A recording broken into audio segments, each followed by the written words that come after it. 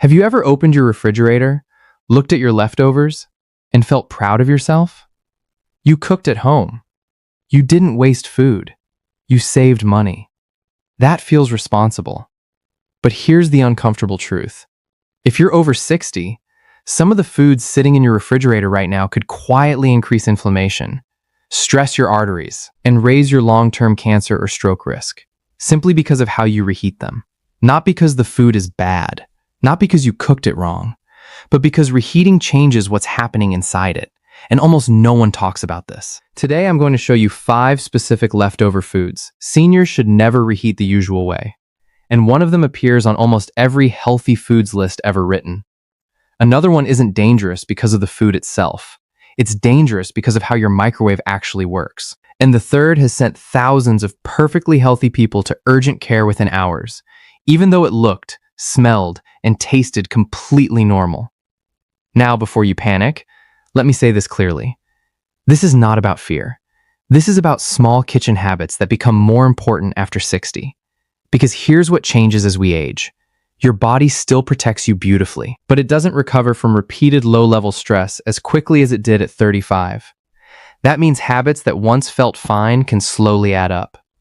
By the end of this video, you will know which 5 foods to handle differently, why does reheating change them, and exactly how to fix each one without wasting food or changing your entire lifestyle. So before you heat up tonight's leftovers, stay with me. Let's start with the one that seems obvious, but not for the reason you think. Before we dive in, welcome. I'm Dr. Michael Carter, and this is Premium Health Harbor, where we make healthy aging simple, practical, and science-backed. I'm a virtual senior health educator inspired by evidence-based research, and my mission is to help adults over 50 protect their health naturally, starting with everyday habits in your own kitchen. Because I truly believe this. The best medicine isn't found in a bottle. It starts with your daily choices. Now let's talk about the foods, and why reheating it the wrong way may be quietly working against you. Before we jump into the foods, I need 90 seconds of your attention. Have you noticed that when you were younger, you could eat almost anything and feel fine the next day? Leftovers from 3 days ago? No problem. Greasy meal at 9 p.m.?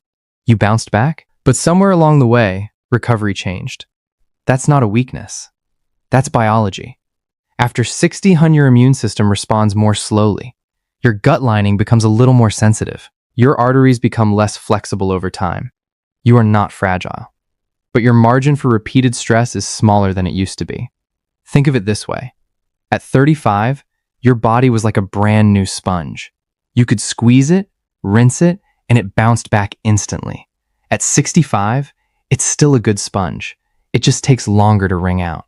And when small irritations repeat week after week, inflammation, oxidized fats, bacterial toxins, they accumulate more easily. That's why how you reheat food matters more now than it did decades ago. All right, let's talk about the 5th one, fried foods. Let me paint a familiar picture. It's the next morning after dinner. There's leftover fried chicken in the fridge, or maybe fried fish, maybe some French fries from takeout. You don't want to waste it. So you heat up a pan, add a little oil, toss it in, and crisp it back up. It smells amazing, and it feels responsible. But here's what most people don't realize. Reheating fried food in oil creates a second round of chemical breakdown inside the fats. Let me explain this simply. Think of cooking oil like a paperclip. The first time you bend it, it weakens. The second time you bend it, it becomes unstable. Reheating fried food does something very similar to the fats inside that oil. The first fry already stresses those fats. The second high heat exposure breaks them down further. When that happens, unstable compounds form. Compounds linked in research to oxidative stress and inflammation inside the body. You don't taste them. You don't see them. But inside your bloodstream, they interact with cholesterol and make it more likely to stick to artery walls. Now pause for a second. This isn't about one plate of reheated fries. It's about the pattern. If you're reheating fried food 3 or 4 times a week, month after month, year after year, that repeated exposure becomes meaningful. And after 60, arteries are naturally less elastic. So inflammation has more impact than it did when you were younger. One of my patients, 71 years old, used to reheat fried fish almost every day for lunch. When we reviewed his habits, he said, "I thought reheating it was safer than ordering fresh fast food." He was shocked to learn it wasn't the fish. It was the reheating method. Now here's the empowering part. You don't have to give up fried food completely. You just have to heat it smarter. Don't reheat it in oil. Use the oven at low temperature instead. Use an air fryer at moderate heat. Or, surprisingly good, eat it cold in a salad or wrap. Cold fried chicken sliced over greens with a little vinegar dressing? It's actually excellent. Sometimes the healthiest choice isn't what you eat. It's how you heat it. Now, if fried foods felt predictable, the next one is going to surprise you. Because doctors, including me, tell people to eat more of it. And yet reheating it the wrong way may work against your health. Let's talk about leafy greens. Now this one confuses people. Because if you've watched this channel before, you know I constantly recommend eating more leafy greens. Spinach, kale, Swiss chard, collard greens. They're packed with nutrients. They support heart health, brain health, digestion, all of it. So why in the world are they on this list? Here's the key distinction. The problem is not the greens. It's what happens after they're cooked, stored, and reheated. Let me explain. Leafy greens naturally contain compounds called nitrates. That's completely normal. In fact, fresh nitrates can actually support healthy blood flow. But when cooked greens sit, especially if they cool slowly or sit out too long, bacteria begin converting those harmless nitrates into something else. Then, when you reheat them at high temperatures, those compounds can transform again into substances that research links to increased cellular stress. You don't need to remember the scientific names. Just remember this. Fresh greens equal sign excellent. Cooked and reheated improperly equal sign different chemistry. And this process is subtle. It doesn't happen instantly. It doesn't happen every time. But the risk increases when greens sit at room temperature too long. They're stored for multiple days. They're reheated more than once. They're blasted at high heat. One woman I spoke with, 72 years old, told me she would cook a big batch of spinach on Sunday and microwave portions throughout the week. She said, "It's healthy food." I thought I was doing everything right. And nutritionally, she was. But the reheating habit was working against her. Now here's the good news, and I love this part. Cold cooked greens are still incredibly healthy. You don't lose nutrients by eating them cold. In fact, tossing cold spinach with olive oil, lemon juice, and a few cherry tomatoes is one of the healthiest things you can eat after 60. So the fix is simple. Cook only what you need when possible. Cool leftovers quickly. Eat them cold the next day. If you must warm them, use very low heat and only once. Sometimes the healthiest adjustment isn't dramatic. It's just slightly different. Now, if leafy greens surprised you, the next food has sent thousands of perfectly healthy people to urgent care within hours, and they never saw it coming. It's sitting in refrigerators across America right now. Let's talk about rice. This one doesn't look dangerous. It doesn't smell strange. It doesn't taste suspicious. And almost every household has done this without thinking twice. Let me ask you honestly, how many of you cook a big pot of rice, refrigerate it, and scoop some out for the next few days? Be honest. Most people do. I once spoke to a retired couple who told me they cook rice every Sunday and eat from the same container until Thursday. They said, "We've never gotten sick, so it must be safe." And that's exactly why this concerns me. Because when rice causes a problem, you don't see it coming. Here's what's happening quietly in the background. Raw rice naturally carries tiny bacterial spores. Think of them like microscopic seeds wearing armor. When you cook rice, you kill active bacteria. But those armored spores can survive. Now here's where things change. When cooked rice sits at room temperature, even for a couple of hours, those spores wake up. And once they wake up, they begin producing toxins. This is the part most people misunderstand. When you reheat rice in the microwave, you may kill the bacteria, but you do not destroy the toxins they already produced. Imagine tiny invisible factories producing toxins while rice sits on your counter. By the time you heat it, the factories may be gone, but the barrels of waste are still there. You can't see them. You can't smell them. You can't taste them. That's why rice is one of the most common causes of foodborne illness worldwide. Now for younger adults, this usually means a miserable 24 hours. After 60, dehydration hits harder. Recovery takes longer. Even mild gut inflammation can drain your energy. And here's something even more subtle. You don't always need dramatic food poisoning for there to be an impact. Repeated low-level exposure can quietly irritate your gut lining over time. You might just feel Slight bloating, slight fatigue, slight digestive discomfort. Nothing dramatic, just off. But when that pattern repeats week after week, your digestive system carries steady stress. Now pause. This is not about giving up rice. Rice feeds billions of people safely every day. This is about handling it correctly after cooking. Here's what protects you. Cool it within 1 hour. Spread it into a shallow container so heat escapes quickly. Refrigerate immediately. Eat within 24 hours. Reheat once, until steaming hot all the way through, and then eat it completely. Don't repeat the cycle. That's it. Simple timing, simple temperature control. And once you know this, you're in control. Now, the next one might genuinely change how you use your microwave forever. Because the problem isn't the food, it's the appliance. Let's talk about chicken. Now, this one is extremely common, and I want you to really pay attention here, because the danger isn't hiding in the chicken. It's hiding in the way your microwave actually works. Let me ask you something honestly. When you reheat chicken, what do? You take it out of the fridge, put it on a plate, microwave it for 2 minutes, touch the outside. It feels hot, so you assume it's safe, right? Here's the problem. Microwaves don't heat food evenly.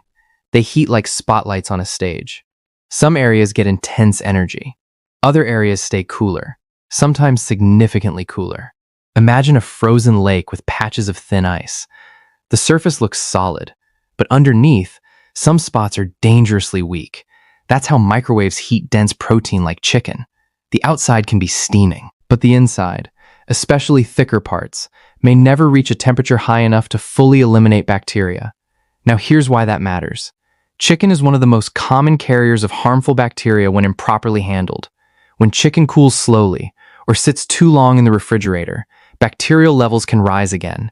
If reheating is uneven, small pockets may survive. And here's the part most people miss.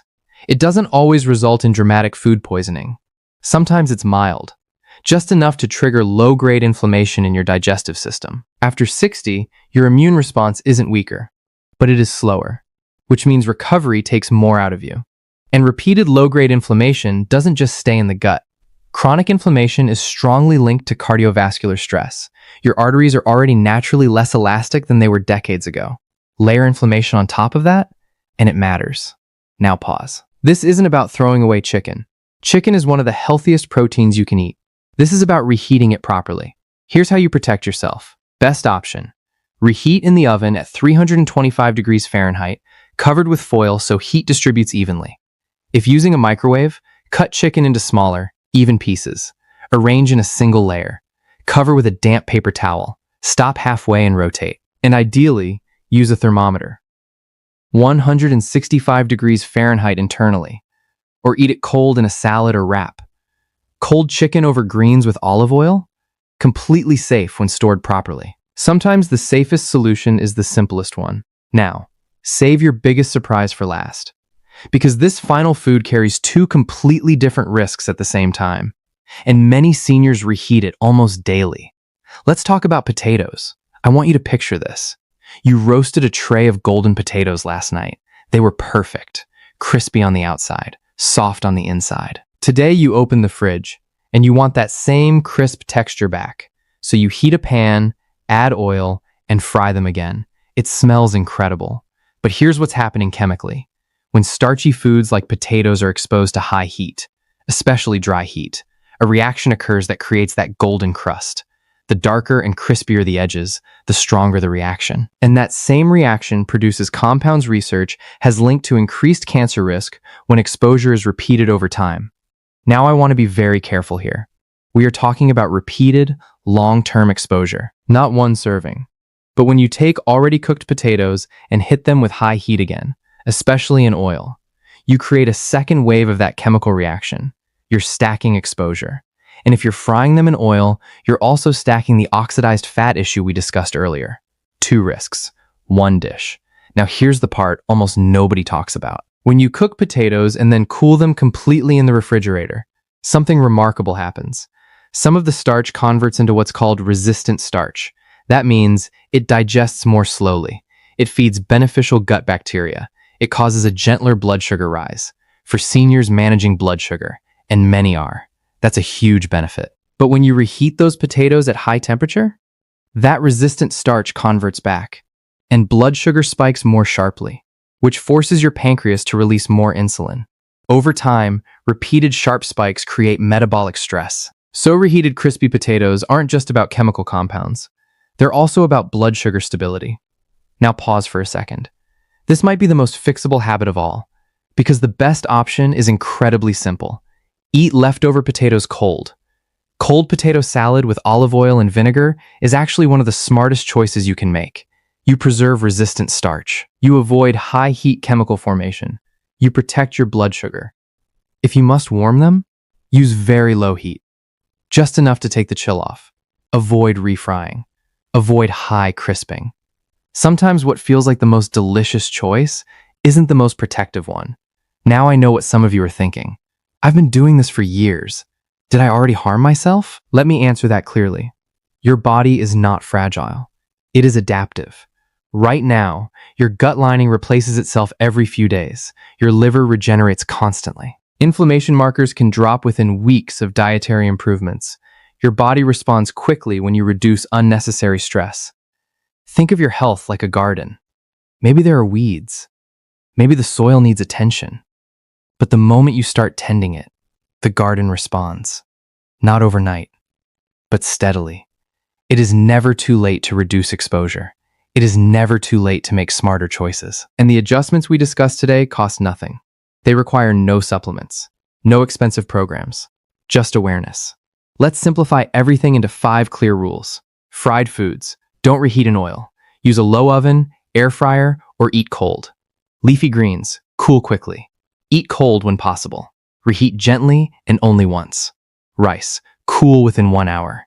Eat within 24 hours. Reheat once until steaming. Chicken. Heat evenly. 165 degrees Fahrenheit internally. Slice small.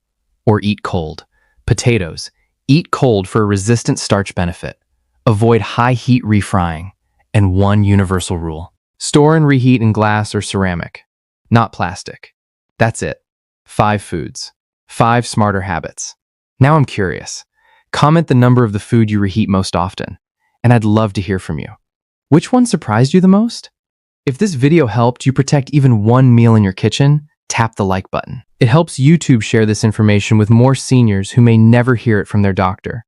And if you care about staying strong, sharp, and independent as you age, subscribe to Premium Health Harbor. Every week, we uncover simple, science-backed habits that quietly protect your long-term health. Take care of yourselves, eat well, heat smart, age strong. I'll see you in the next one.